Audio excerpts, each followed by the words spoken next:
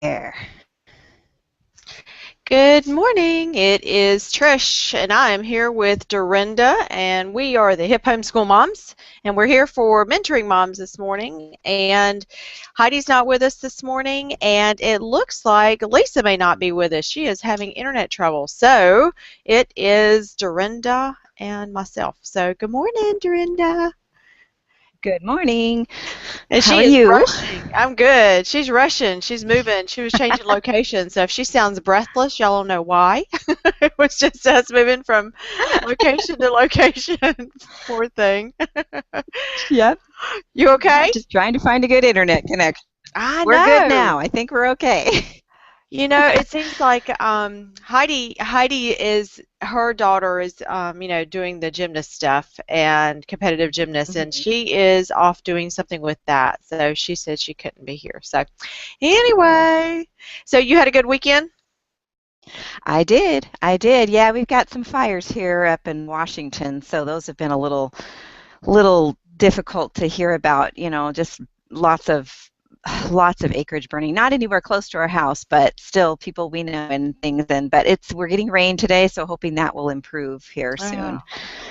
Yeah, we don't get a lot of fires here. I'm actually glad about it. I know Texas gets some. There's Lisa. Speaking of Texas, Hey, Howdy.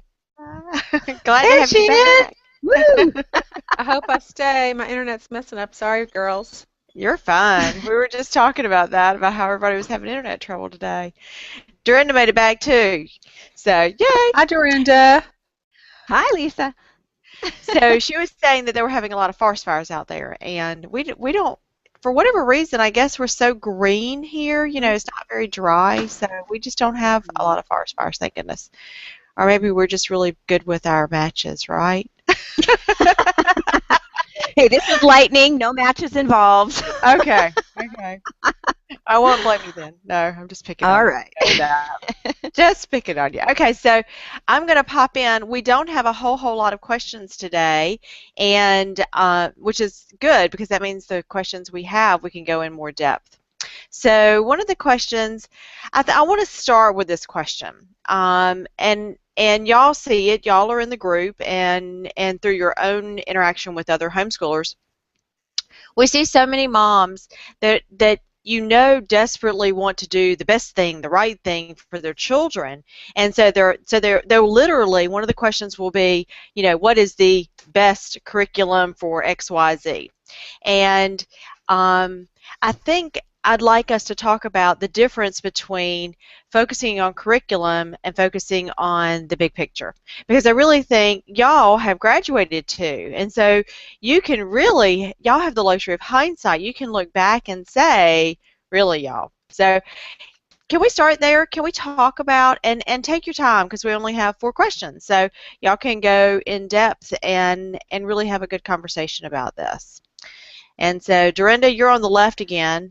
Poor thing. She's going to figure out the order that she goes in. Uh-oh. I'm just starting Ah, laughing because I'm on the far right when I'm looking at the picture, so I'm picking on you. But you go first, or if you don't want to go first, right. we'll get Lisa. Well, yeah, I was just telling my daughter to make sure nobody was on the internet so that I have full connection here, and I got the part about the curriculum, and what exactly was the question again about? Okay, so I was saying that so many moms are so focused on the curriculum and what's the best this or what's the best that, Right. and Right. since y'all have graduated students, you know that really almost any curriculum, you can use almost any curriculum to teach your children, but Right. really the bigger picture of homeschooling and the character issues and the faith, teaching them, all those things. I think that especially when we first start out, we forget that, and then when we've been doing it for a while, sometimes we forget it. We don't circle back Right. around. So I sort of Right. like that to be the beginning of our conversation today, and sort of that to be the foundation of what we talk about. So I said, and you're on the Right. left, so you can start. Okay. Sorry. Well, and it really is true. Once we graduated, a couple of kids, I really kind of, you sort of regroup again and you think about, okay, what was really effective and what, we've got 3 graduated. I know Lisa's got 5, so I'm sure she's got lots to share. But it just was a time to sort of regroup and think, okay, what about our homeschooling was really effective and what was really not? And I can honestly say the curriculum didn't really make that much difference. The big difference was I don't even I hate to say no difference, but I'd almost stretch to say that just because it was so much more about how we lived our life together and how we handled problems and troubleshot and how we handled difficulties in curriculum in schoolwork, which you're going to have with any curriculum, you know. Um, so it is easy to get focused on the curriculum aspect just because that's kind of what's right in front of us. But the big picture really is about our kids' character and our own character, honestly, because I can be teaching my kids character every day, but if I'm not living it, they're not gonna buy it, and so and they're just not gonna believe it. You know, they're not gonna believe me, and so. Um, I would just say it was good habits, everyday routine, and teaching them how to work hard and just honesty, integrity, and that's, again, living that out myself instead of just telling them about it, but actually walking it out in front of them. And so, yeah, I would just definitely say that living life alongside one another was the biggest influence on our kids. And so that was actually really encouraging to me because I thought, okay, now I'm down to 5 at home. I can amp up the curriculum and I can do this, that, and the other thing. And I started to go there, and it did not work at all. So yeah, I definitely would say that the relationship aspect of homeschooling is definitely the number one thing that's going to be impact your kids the most. And what they're going to remember, honestly, right? Mm-hmm.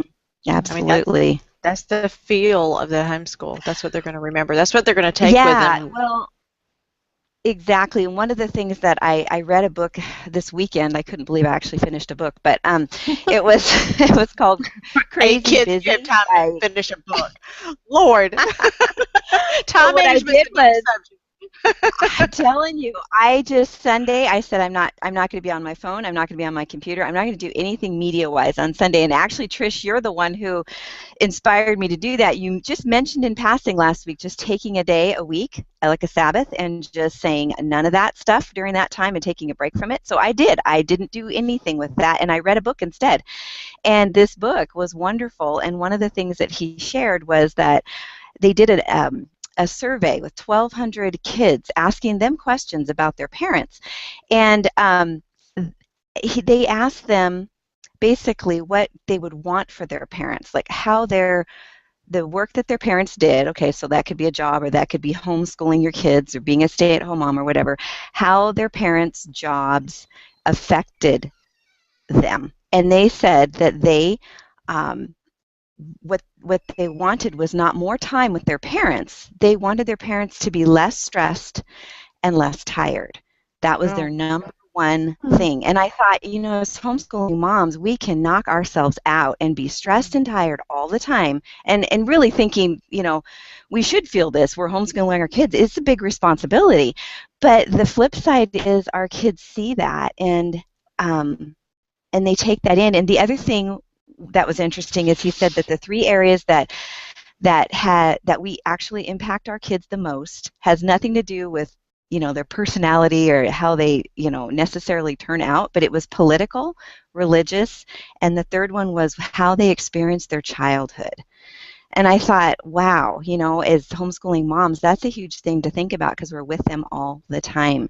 And so we want their experience of childhood to be good and positive. And so that was just really impacted me, that the kids, I was almost in tears, that the kids were more concerned about the parents' stress level and tiredness than they were about them getting something more from their parents. And I just what thought that was a real eye-opener. what was the name of the book again? It's called Crazy Busy by Kevin DeYoung, and it's a nice short little book. Because he knows you're crazy busy, right? Exactly. And I Kevin. loved it because he didn't say he had all the answers. He was just saying, I have a problem with this, therefore I'm writing about it. So it was That's a, great. that's great. Lisa, I know with all the kids you graduated, you've got some sage advice. Oh my word, the pressure. I would Expectations. say I agree with Dorinda totally, but to add to that, some of that, um, what is your goal? For me, I have to keep in mind what my goal is: relationship with my kids, connecting with my kids, getting them to learn and helping them learn. It's not to do what other people are doing. And so I don't pay a ton of attention. Like if a lot of people recommend a curriculum to me and I think, well, maybe it's really good and I'll look at it, but let go of what other people are doing and just try to find what works for you. And we've said this here before. Um, like Dorinda said, I've graduated 5 kids, and I have 4 kids in school this year, and I have, we all 3 know that you can't necessarily use the same curriculum with each child. Make this big investment, and then kid number 3 comes along, and she just cannot connect with this. And so the curriculum is not going to be the same for everybody. The needs are not going to be the same for everybody.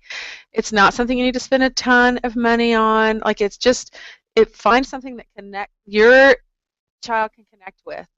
That's what's important, not Hmm. the specific curriculum. So, Right. Yep. Well, Absolutely. something that I'm walking out myself right now is that, and it's really ironic. One of the things that I posted on my wall last week, I'm sure, and I posted on the Hip Homeschool Moms wall last week, was beware of the barrenness of a too busy life. And that really, really spoke to me. I mean, it really spoke to me. And then this weekend, our rabbi, one of the things he talked about was how Satan, how he robs us of our time with the Lord, but also with our children and our families. And the way he does it, one of the things he does is, our rabbi called it the attraction of distraction, but nevertheless, it's essentially the same thing. And it was really amazing to me how it's speaking to me because I'm living it, right? So I am the person that is too busy right now, and I am the person that is stressed. So when you said that, Dorinda, you're gonna have to send me that book and let me borrow it. It's got all my highlights in it. Oh yeah, I know. Yeah, there's some books you can't share, right? Because because you've written all your notes in there. I know that, believe me. But yeah, I'm living that. So y'all saying that really helps me remember that that's exactly what's going on in my own very little world, and I am stressed and I am tired all the time. But this weekend, Dorinda, we're talking about taking time off. I took off time Sunday, and you'll never guess what I did. I played Roblox with my kids online. We did video games all day long. Oh, that's Isn't great. that, That's isn't awesome. that awful? But the fun no, thing was fabulous. we were all in the same game playing, and so we're in the same room also, and so we're sitting there talking and playing the game. So it was sort of That's fun. awesome. That's I don't awesome. do that often. And just to say, Trish, there are times where we have busy seasons, and that's not wrong or bad. And I think we're supposed to be busy and productive. It's not about not being productive or not being busy. It's just, I think, the crazy busy part where we're just Yeah. not getting that need filled by the Lord, and instead we're trying to fill it with busyness. And that's really the message. And it's the same thing with our homeschooling. We can be trying to be the great homeschooling mom and reaching out to curriculum and all these other places, and really we have to, I mean, for me, I have to ask the Lord for wisdom, and I have to depend on him and not all these other things to fill that role as a mom and a homeschooling mom. So Very, very true. Lisa's over there so quiet this morning. Are you I okay? know. Oh, I'm good. I'm just soaking it in. We're not used to Lisa being so quiet with us. I I know think you're my on the hair, internet. my You're hair has freaking gone us out crazy. here, Lisa. Oh, sorry. I know we're going to do an intervention on you. We're going to head south and I make know. sure I need you're to okay calm down this there. I can't stop staring at my wild hair. I don't know what it's doing. Okay, tuck it up. Usually that's me, y'all. Great. Y'all know that this is what she's doing right now is usually Trish going, okay, I've got a wild hair sticking up there somewhere. It's usually me. That is so usually me. Lisa, it's okay. It doesn't matter, right? You know, we all That's have our right. It doesn't we all have matter. those I, days. yeah. But I see your She's hair, got and I'm humor. I'm thinking she's going to be real energetic today, and just Oh, look Yep, like it. that's I went right. for a really long run this morning, and I think I'm a little tired. Well, good for you. Yay. Yay. Yeah, Lisa, Yeah, can I share that story? Do you mind? Am I going too deep? Am I going too I personal? don't know what story, but go for Your it, way. sister. Your way. Sure. Sure. So Lisa is such an inspiration to me in many areas, but in this area, she's lost almost 100 pounds. Can you believe Wow. that? And in such a short time, Lisa, tell us. What? Just it was a year. Like it's not that short, but it's only 83 pounds. I don't. Almost, that's I almost. got. Are you kidding? Yeah. Go. That's Go. incredible. Thank Isn't you. that amazing? Yeah, you are. You're definitely an The Lord inspiration. did it. So how did you do it? I just woke up one day and said enough is enough of being this overweight, and I changed my diet and I changed my exercise habits. It was that plain. There's no secret. Hmm. Mm-hmm. And the commitment. Lisa started a group on Facebook. She has I a did. whole group of women that keep each other Yep. accountable. And yeah, Lisa's she Yep. Join don't she us. doesn't just talk it, she walks it, literally runs it actually. Yeah. Good job. That's Yeah. okay. So if you're But, tired, we'll cut you some slack.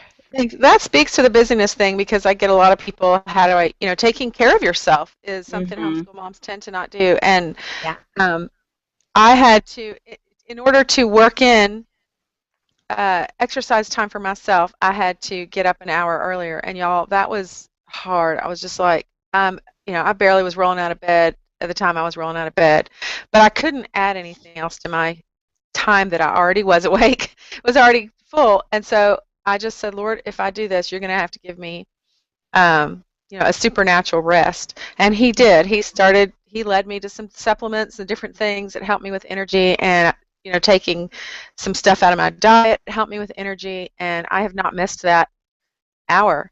So, Mm. yeah, but I Yeah. couldn't add to my busyness. It had to be something I was able to work in without taking it away from that time away from my kids. So Right. it Yep. was interesting. Good for But you can you. do it. You can do it. Yep. Yep. And Absolutely. and Yeah. Go ahead.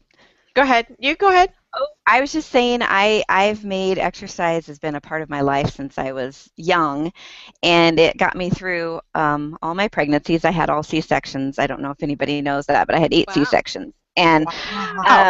yeah, I wouldn't recommend it, but they all went well. How I ended up with those is kind of a long story, but bottom line is, having 8 babies is having 8 babies, and and you have to, you have to take care of yourself. And since exercise was already a part of my life, it was easier to make it a regular part of my life. But there were times when it kind of went on the back burner, and I just had to pick myself up by the bootstraps and go back to it and just say, this is what I need to do. And it really is.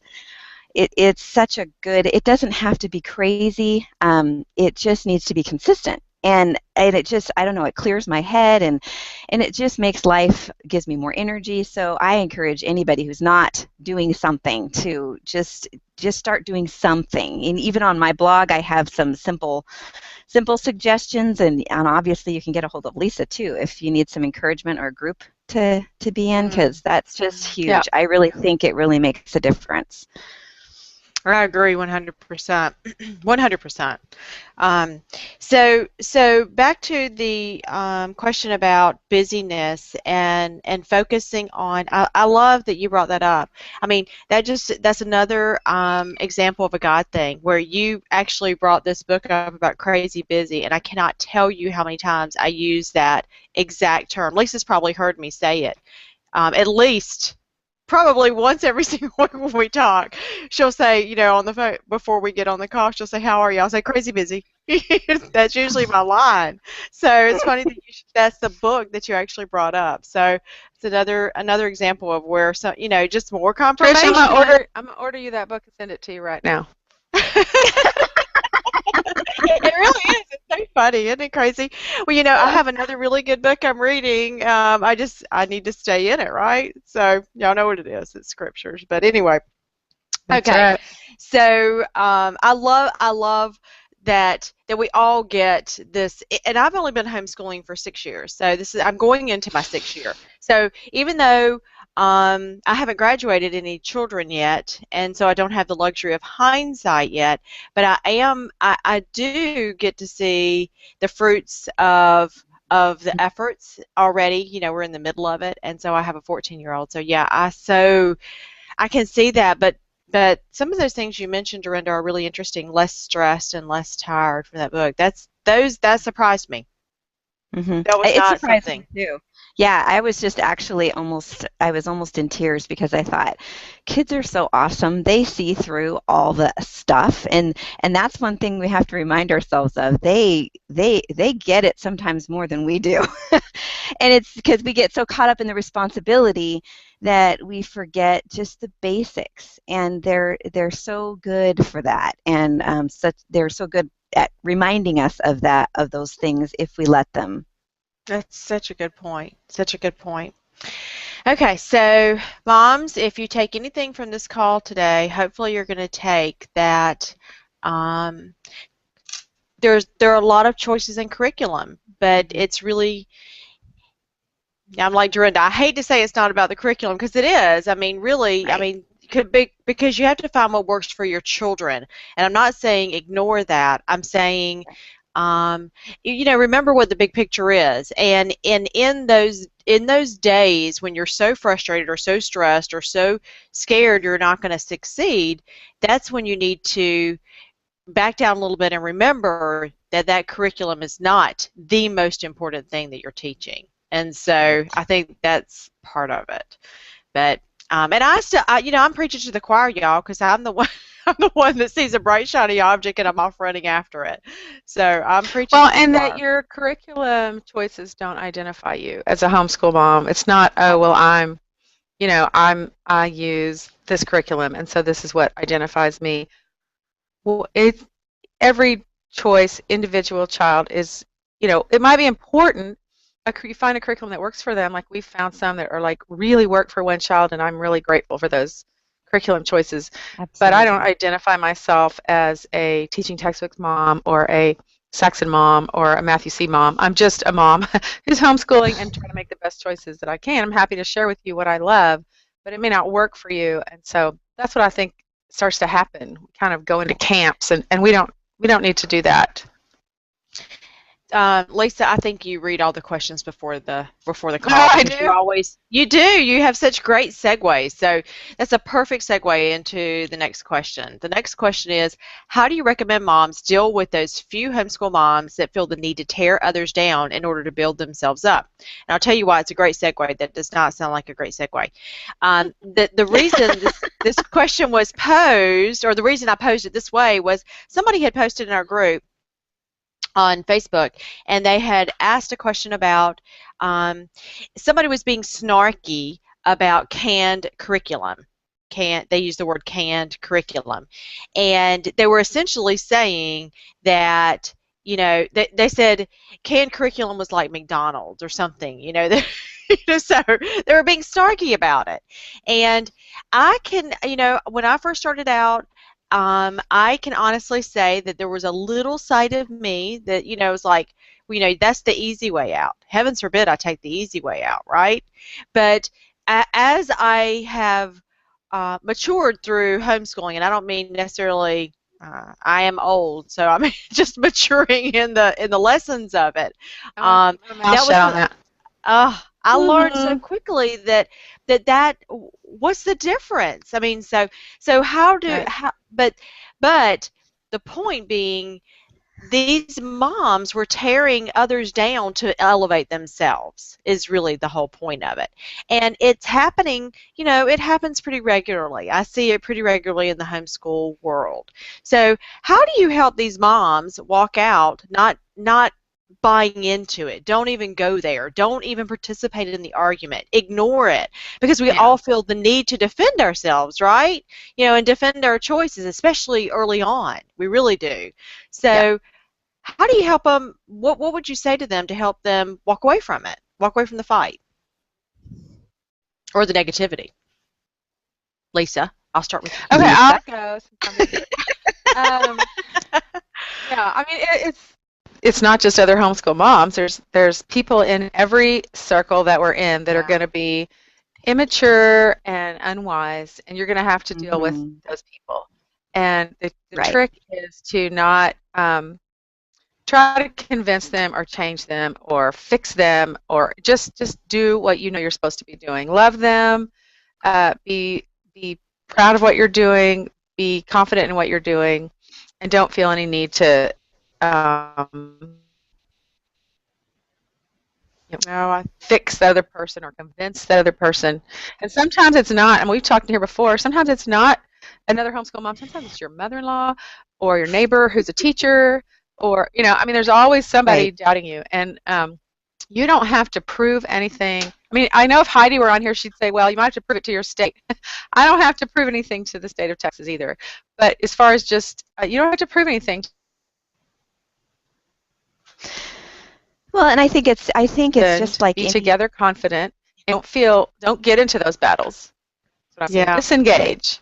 Yeah, yeah, I agree. Just don't even engage. Don't even go there. Just like in any other area, like you said, Lisa, it's not just with homeschooling. It's with lots of things.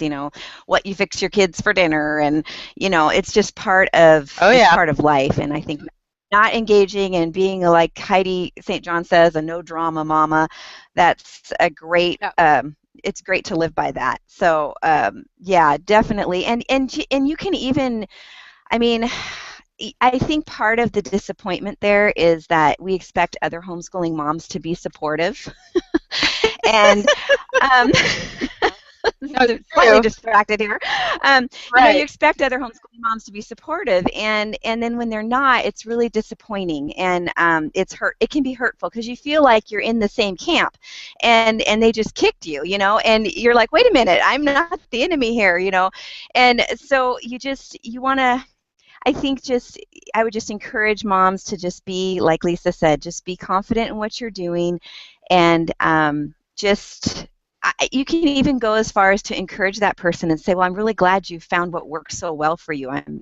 Turn it to them, turn the attention to them instead of the negativity on you, make it positive towards them, and I think that's helpful too.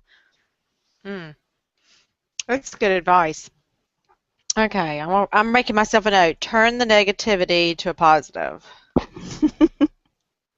I think it's a great. I think a lot of people don't know how to respond to it. I mean, sometimes I can be the same way, and I'm very blessed. I do not have anybody that tears me down in my world. My mother-in-law or anybody. Everybody is encouraging, and so as far as homeschooling goes, and so what a Mhm. blessing that is. But I know a lot of homeschool moms are torn down. So Mhm. that's good advice. And I know I can imagine it's probably just as hard to walk out, right? But what good advice isn't, right? So let's see. Okay, here you go. Another great segue. For the moms who have homeschool graduates, what are the lessons you have learned through homeschooling?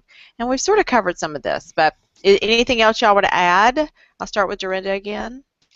Well, I posted something yesterday about not sacrificing relationship for curriculum, and I've really tried to live by that, and it's been very freeing. And I'm not saying that I've always done that perfectly because I have not, um, but for the most part, I've tried to live by that, and I think that is huge. And I think what we talked about earlier, just that whole who we are is more of an impact on our kids than the books we use and the curriculum we use. Although those are important, they're not as important. And just, I don't know, just relaxing and enjoying your kids. I mean, we homeschool because we love our kids, and we homeschooled because we wanted to be around our kids more. We didn't want them to be with someone else for these big blocks of time throughout the week. We wanted to be with them. And so just making sure that that time is as much as possible enjoyable. I mean, obviously there's some hard work involved and there's some persevering that has to happen, but there's also a lot of opportunity for growth, because now that was another thing that I really learned was these times when I felt like a failure, quote unquote, and we all have those days, those times, like probably for me every day. Those actually so many times are opportunities. And if we can not get stuck in the mire that we're failing and just get caught up in that and stop and think about how could this possibly be an opportunity for us. You know, it may not be curriculum related. It may be something like, you know, your kids are fighting and they just will not stop bickering. Well, guess what? That is a great opportunity to teach them conflict resolution, to teach them how to handle relationships, and because they have to learn all that, you know. And so we just teach them what we know in all of that and learn alongside them, because I've learned a lot too with my kids. Though so those, like I was saying before, those things that feel like a failure, stop and just take a second and think about what opportunity that could be. Sometimes there's a failure in schoolwork. Well, gosh, what could we do with this that could turn it into something good? You know, so I think that was probably a huge thing, because it's easy to feel like a failure as a mom and as a homeschooling mom. And if we can turn that around and use it, then all of a sudden those failures aren't failures anymore, and they don't feel like failures anymore, because they're not. They don't need to be. They can be an opportunity. Yeah. Yeah. We had a couple of years ago, we were at the beach, and we had my dad had been, y'all have heard me talking about it. My dad had been diagnosed with cancer, and we were down there for a month with my dad. And we took one curriculum with us, our Apologia Swimming Creatures curriculum, and so all we did was saltwater creatures. Well, we were out walking on the beach, and we found a megalodon tooth, and I'm not exaggerating, it was about probably 3 inches tall by about 3 inches wide, and we actually took it to the museum there to make sure that it was a megalodon tooth, because, you know, needless to say, it was pretty old. So it was pitted, and, you know, so anyway, we took it and they confirmed it was. Well, at the house that we were staying at the beach, my oldest son was admiring it, and he dropped it and broke it. And so, I mean, he was mortified, because everybody was just fascinated that we had just found this, you know, wonderful megalodon tooth. And I looked at him and I hugged him and I said, it's a thing. It's a really cool thing, but it's just a thing. Mm-hmm. And he still remembers that to this very day. And I don't know, God had to have given it to me, because I never, that was not even something that I had ever said or even heard. You know, it's just a thing, you know, at least not in that context. And so, you know, I think that I think we can have lifelong impact on things that that we don't even really anticipate. Those opportunities, like you were talking about, where things look very frustrating or bleak or aggravating or whatever. And I could have really, y'all know me, my type A OCD person that I am, you know, a corner broken off the megalodon tooth. Oh my gosh, you know, I could have really gone there, and I didn't. So I was really proud of myself. For whatever reason that day, God gave me the strength and the resolve and the words to actually use in that situation that completely turned it around and diffused it. So that was a blessing. But I think that I think we need to look for those opportunities, like you said, you know, in the failures, or in the things that they're not necessarily failures, but in those opportunities where things are not going as expected. Look for those opportunities, you know, where we can be a benefit to them and help them learn a life lesson here, not just a little lesson. I call those life lessons. Lisa, did you even hear the question? I know you had to pop out because of your internet. Did you even hear the question? I did not, but I'm enjoying the answers. Okay, so the question was, what did you learn? And it was really directed at you and Dorinda because you two are the ones with homeschool graduates. And we've sort of answered it already, but really, You answered what I learned? Awesome. no. No, I mean the other question. She's a mess. That's what we say down here in the South when they are just completely a mess. We just call them a mess. What else? What other word would you use besides you're a mess? But anyway, so what I can think of lots of them. No, okay, we Oh no, that doesn't sound good. Go back to what we learned. That's right. Yeah. What did you learn? Specifically as the mom looking back with the luxury of hindsight. I learned that my flaws are always going to be there, and God fills in those missing gaps, despite my flaws. Yep. That's there. good. Did you say that? Absolutely. That's what I learned. No, I meant you. I meant you had probably already answered the question through our other questions. I meant we as in a collective, not me, goofball. No, I completely agree with Lisa. Yeah, it made it actually easier to accept my flaws as I saw that the kids were fine. I could relax and be who I am. I'm not saying that that's an excuse to fly off the handle or whatever, but I'm just saying that there's things that I've dealt with for years that will probably be something in my own character that I will always deal with, but my kids are okay, and that is by God's grace, and I'm so thankful for that. And it just made me able to relax a little bit more and just say, it just is what it is, and I'm going to do the best I can and just trust God.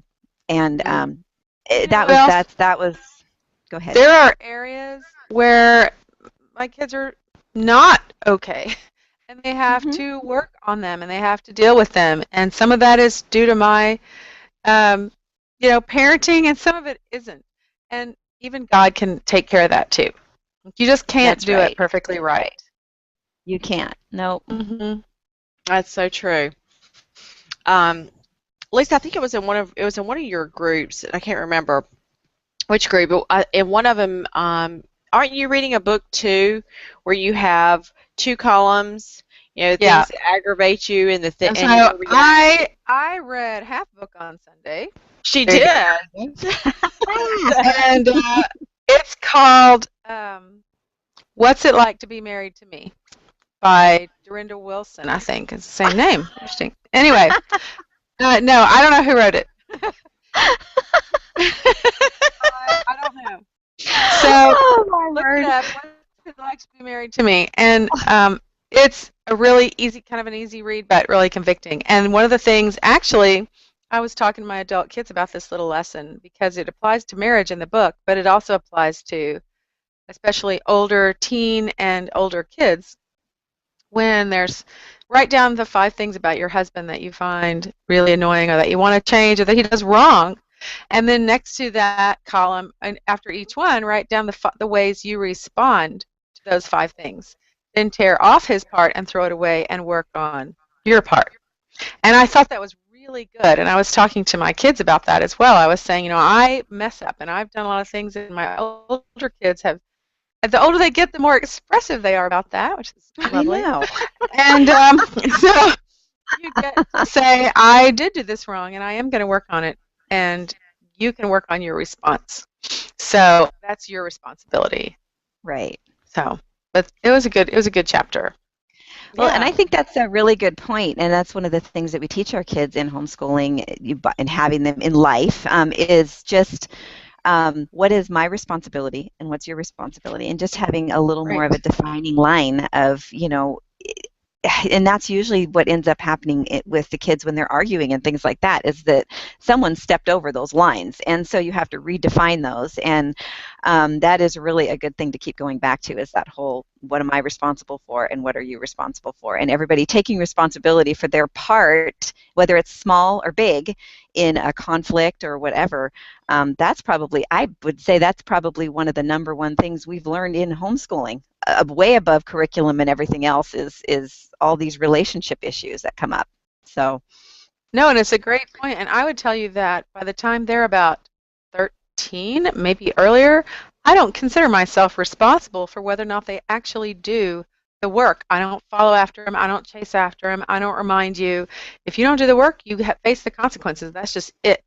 You're big enough Hmm. to be responsible. If Jesus could be teaching in the temple at 12, a 14-year-old can get his math done in 45 minutes. That's what I have to say about That is so You true. are She's going so there, mean, isn't Lisa. she?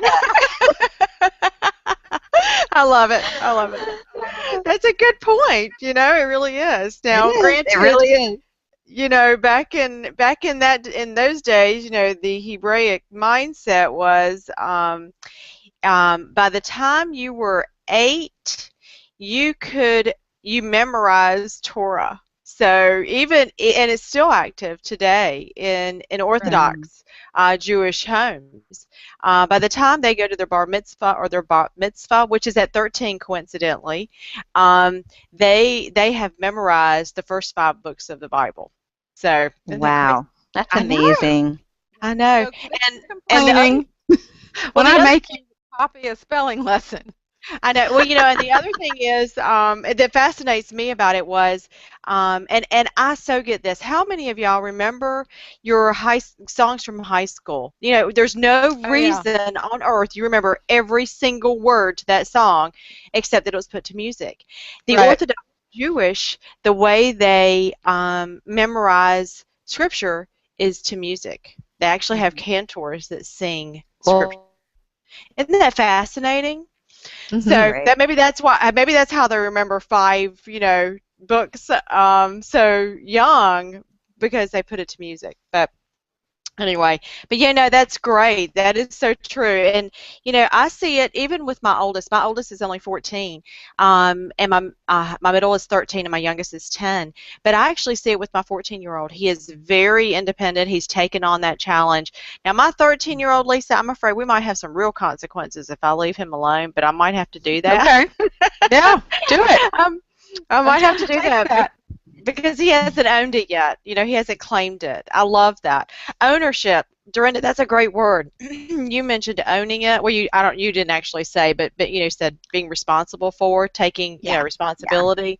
That's really just owning it. Yeah, I love that. It That's a really is. great.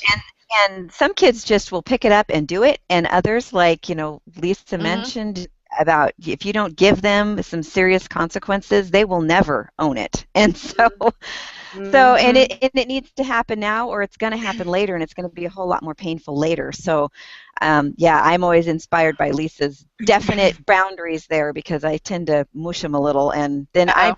honestly, it just causes grief, and I have to constantly remind myself, Like you okay, feel you like just you're loving them and being all tender and sweet, but really that's not expressing. That's not what that is. that's right.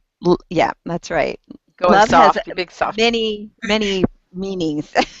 Mm. Yeah. Well, you know what? And kids like boundaries. It makes them feel, you know, more secure when they know where the walls are. That's just how it works. And they're constantly testing those walls throughout their Right. whole And lives, I believe. yeah, Yeah. and you say they love them, but boy, they don't act like they love them. No, they don't. But in reality, their psyche, I think, desires them, just like Yeah, we do. We want to understand absolutely what's true. acceptable in life and what's unacceptable and how to live within the boundaries of what's acceptable. And we're constantly relearning and redoing. Just like we were just talking about, I had to write down, y'all see, I take notes. I'm a good student. See, I'm taking notes. I've already got 2 pages of notes. See? From y'all. And one of them is, owning it, conflict resolution, owning it. What's my responsibility? So, and that's good. That's really valuable for our students and for our kids. I tell you what, with me having all boys, I'm constantly dealing with conflict resolution. And so, yeah, that's why I wrote that down. Because I'm going to use that. I'll let you know how it turns out, That's right? not a boy thing. I know, but all I have are boys to experience it. So, okay. Well, and Well, boys are very competitive, so yeah, yeah, mine Yeah, really are. but girls are petty. So like it's yeah, a whole different kind of conflict, right, but it's right, definitely right. just as much conflict. Okay, so I'm gonna ask this question, and then I have to run down there for a second. I see It looks like a cat just brought in a present, so I have to go get this present out real quick. But I'm going to ask the question, and I'll be right back. So when my picture goes blank, you'll know why. I'm going to put the image up. It says preteens and teens with technology. This was asked in the group, and I don't really think that the bigger question they posed is an excellent question. It was trust versus protection. And I love that they posed it that way because, yes, these are all the ramifications and the consequences that we're having to deal with in today's world, but really it boils down to where do you draw the line, and how do you draw the line, and how do you deal with the things that our children are faced with and susceptible to and could be exposed to versus so you're protecting versus trusting them to be in that position to make those decisions. And I think that's a scary place to be. So anyway, hang on. I'm going to be right back and get that thing out, and y'all take over. So I'm going to turn my camera off so y'all will know. Okay. No, All right, Dorinda, what do you do?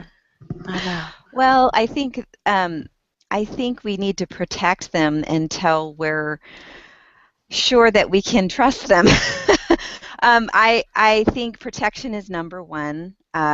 When our kids are young, we're very careful about what they watch, and as far as online stuff, we just don't really let them get on the internet at all. If we get on with them, or have an older sibling get on. Sometimes they want to. I don't know. One of my little ones likes to watch a Minecraft YouTube video, so I'll have an older one sit down with him and find it and take him directly there, and so that I know that he's safe. But it's a tough one. But when all of our kids were younger, we just really, really limited to almost nothing. And then as they got older, it's part of the world we live in, and we've had to just kind of learn together. But we definitely put time restrictions on how much they can be on media. We don't do any video games during the week at all, just on the weekend. And I think as far as protection goes, just, man, if you can just put as much protection as far as a filter or whatever on the internet, that's great. But it still somehow seems like it can seep through. So I don't have solid answers. I'm just very watchful and mindful of who is doing what when, and then just have pretty good restrictions on it. And the older they get, obviously, the more I, let them kind of let the line out and let them kind of make their way and make some of those decisions themselves. But yeah, it's a tough one. How about you, Lisa? I would say we similar when they're little. None of our kids, except the adults, have over 18, not 18, but over 18, have any free reign at all on internet, and even that is somewhat limited. Right. But when they're little, they have no internet access. We don't watch TV. We don't play video games or any of that. I would say that as far as trust, I mean, the reality is some kids you can't trust, and you're wise not to do that. And there's nothing, you don't have to apologize if you're just like, well, I don't trust him. The kind of things that can come into your home through the internet because of the lack of wisdom of your child are very hard to get rid of once they've come into your home. And so I'm very guarded about that and very slow to let kids on internet have phones, all that kind of stuff. I think you're wise. There's nothing wrong with waiting till they're a little older. It's not going to hurt them. They will have it at some point. They're okay without it. They're okay with limited access. So yeah. Right. Well, and I think we set an example to our kids too of making relationships a priority over media. Our kids also, our boys really like. There's a video game that they really like, and so we kind of checked it out and ran it across our adult kids, and so we do run them through these filters, and because my husband and I we're not up to speed on everything that's out there. So we kind of depend on our older adult kids to kind of help us. In fact, our son-in-laws as well, because they're in their Yeah. 20s and they know what's out there, and they're great guys and godly men, and so we trust them. And so it's really nice to have those people to within the family to run things by, and or if you have a friend or someone with older kids that you can see the character in their kids and in the parents and stuff, and you trust them, and you can say, ask them questions about what they think of something. But yeah, there is definitely not a free reign at our house, but at the same time I want my kids to learn to manage it, because it's just definitely going to be part of their life, and they've got to learn to listen to that gut feeling. And that's one thing that I do tell them is I'll say, you went over your time today. At some point, did you feel inside in your heart that you were crossing over the line? And they will always say yes, because they have those boundaries inside of them that have been set, but they don't listen to them sometimes. And so I will just say, that's where you made your mistake. That's where you were wrong, is to not listen to that red flag that you felt. And because it's got it's that other thing, it's that other area where they have to own it. And so that's just that whole thing of encouraging them to own their responsibility with media. Definitely, but they're not necessarily prepared for the consequences sometimes if you just give them free rein. And I know you're not saying that. No, I'm not saying. You don't need to they do need to learn how to manage that themselves. And obviously my 22-year-old son does that. But even if he still lives here, and he started having trouble, we would put limits back up to help him learn. We absolutely not to control him. Right. We would do the same thing here. And when I'm talking about learning that, I'm talking about way older. We're talking late teens. I want to be clear on that. Exactly. Not your 7-year-old. No. No. We had one unprotected computer in our house. Well, besides, ours, the adults that obviously know how to control their own computers. But we had one computer in the living room that my husband's a computer geek. He works on, that's what he does. He's an IT guy. And so he had one PC in there that he was doing something with, he was working on, and it was unprotected. And my 13-year-old ended up out there doing searches, and I was like, oh my gosh. And he wasn't even, the search he was doing was not the bad search. It was the results that came up that was the bad results. And it was like, oh my gosh. And so then, now everything is locked down, even every computer in the house, because they can use any computer at any point in time, and we do. My kids blog, they're on my blog writing, and so they're online. They don't get a whole lot of freedom online. They don't have social media. I have a 14-year-old who, we don't have phones. I mean, I have a phone, and if they go somewhere where they need a phone, they can take my phone with them. But that's it. I mean, that's about as far as they're going to get with a phone. We have 40 acres, and if they go back on the back half of the property, I'll let them take my phone with them. But of course, it's got history. I can see where they went and what they did. Right. So we have a 17-year-old who's working up at camp, and at a Bible camp, and there was no way to get a hold of him. And so we went ahead and got a phone, but all it has is texting and calling. So and he's super busy, so he can't even do much of that. So that's one of the precautions we took, was just get him a phone that has texting and calling and no internet or anything like that. And that's a really smart idea. And that's still only on an as needed basis. Exactly. Right. And we also have a rule at our house that we as parents have the freedom to read their texts and check their phones, and we've really we've periodically done it just out of curiosity, but most of the time we don't, because we haven't had to, because our kids are obviously older when they had them, and there was a huge we had a lot of trust in them, but we still that's just still something that will always be in place, is we always have the freedom to sort of check things out, check their computers, check whatever, so that we so that we know that they're making good choices. And again, this is, way older kids when Mhm. it comes to freedom on the internet and things like that. But yeah, And and we just tell the kids, like my younger ones, they don't always understand, and you're like, and I just have to explain to them, there's a lot of really bad stuff out there, and there are people who, want to lead you astray. They don't know you, but they don't care about you, and we care about you, and just it's kind of explaining that a little bit, and they get it. They see the care that we have for them and the concern, um, and I think that that makes a difference. I agree.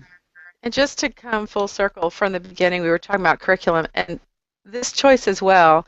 You don't have to justify to anybody. If you're more conservative than your friend, your other homeschool mom, or if you're more liberal about it than your other homeschool mom, you need to just be purposeful in your decision about it and uh, let other people do what they decide to do. There's no real right or wrong here, and just um, you don't have to justify or explain it. I agree. That's Hmm. for me, the question, the way it was posed though, was such a great question, because this is an example of us parents getting peer pressure. I, Yeah. I was just absolutely Hmm. shocked by how stressed it made me, the way she worded it. And it wasn't her fault. She was wording it in a way that was very genuine. I mean, she wasn't trying to be manipulative at all. But the way it was like, oh my gosh, because just sitting there listening, when do you trust? And it was the child that asked that, when are you going to trust me? But, she Hmm. said trust versus protection. And I was like, a lot of, we've spoken a lot today about our walk, and I'll share something with y'all about our walk. And it was, we live on a farm, and so we have chickens, and my kids actually have a business, Gage, and now all of them really in the business, but Gage's business was Deluxe Clucks, and so he sells eggs and chickens and chicks and things like that. And so we let them free range. And last year we had a coyote that kept getting our chickens, and so we had to put them back in the pen. And so we look at the pen, and so many people look at that pen as a barrier to keep you from going out, when in reality, that pen was there for protection. And so we Exactly. had a really fantastic real world life example of obedience to God and his scripture. And here it was, we lived it, those things that we live by, our faith, and the obedience that we believe is part of our walk, is that fence. That's the hedge of protection. And so Right. it's not there to keep you from going out and having fun. It's the exact opposite. It's to keep the outside from coming in and getting you. And so Right. is that not That's amazing great. that it happened right That's here? great. Yeah, that's Yeah, very and good. Love that. that happened with us when my husband and I were down in Mexico. We were on a missions trip with our youth group, and this was before we had kids. And at night, the guys were across the street, and the girls were, on the other side, and they would close up the gates, and we couldn't. And it was just strange for me to know my husband was on the other side of the street, and I'm on this side, and this is where we're sleeping, and it just was really weird. And I said to my husband, it seems so strange to be locked in every night. He said, "Oh, don't think of it as being locked in. Think of it as locking them out." Mm-hmm. And I think that's the same thing here. We're not being restricted, um, to keep us from having fun, like you said. It's so that we can. It's freedom.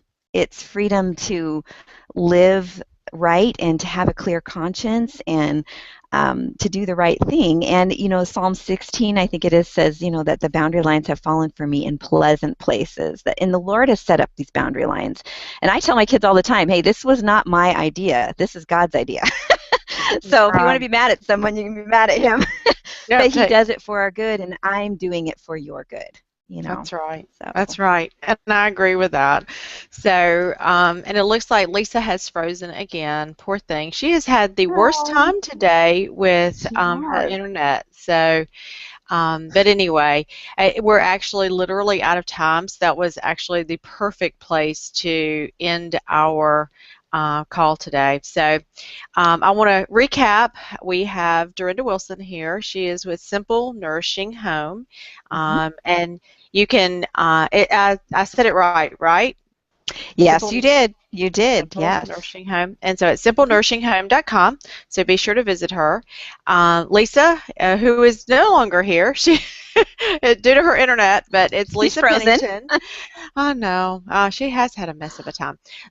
Lisa Pennington from the Pennington Point, and we talked a little bit about her weight loss too.